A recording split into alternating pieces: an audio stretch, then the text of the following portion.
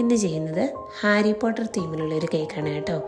ഞങ്ങളുടെ മൂത്ത മകൻ്റെ 8ാമത്തെ പിറന്നാളാണ്. അവന് വേണ്ടി ചെയ്യുന്ന കേക്കാണ്. എൻ്റെ ഈ കേക്ക് ജേണി തുടങ്ങിയത് തന്നെ അവൻ്റെ ഫസ്റ്റ് ബർത്ത്ഡേ കേക്ക് ഉണ്ടാക്കിക്കൊണ്ടായിരുന്നു.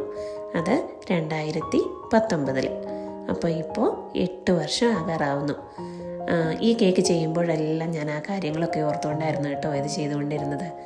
അപ്പോൾ ആദ്യം അത് ക്രം കോട്ട് ചെയ്തു. സ്ട്രോബെറി ഫില്ലിംഗ് ഒക്കെയാണ് ഉപയോഗിച്ചത്. അത് ആളുടെ പ്രിഫറൻസ് ആയിരുന്നു കേട്ടോ. ആൾക്ക് സ്ട്രോബെറി ഫില്ലിങ്സും ആ ബട്ടർ ക്രീമും കൂടെ വരുന്ന ടേസ്റ്റ് ഭയങ്കര ഇഷ്ടമാണ്.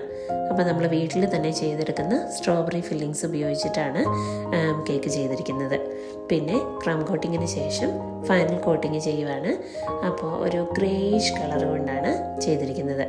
അപ്പോൾ ഒരു ഭിത്തിയുടെ അല്ലെങ്കിൽ ഒരു സിമെൻറ്റിൻ്റെ കളറൊക്കെ കിട്ടാനായിട്ട് വേണ്ടിയാണ് ഞാൻ ആ ഒരു കളർ ചൂസ് ചെയ്തിരിക്കുന്നത്.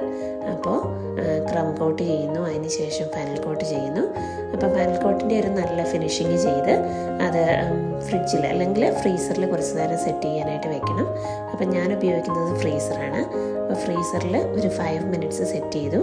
അതിനുശേഷം പിന്നെ അതിലൊരു ബ്രിക്ക് പാറ്റേൺ ഉണ്ടാക്കണമായിരുന്നു. അപ്പോൾ സ്റ്റെൻസിൽ ഉപയോഗിച്ചുകൊണ്ടാണ് ആ ബ്രിക്കിൻ്റെ പാറ്റേൺ ഉണ്ടാക്കിയത്.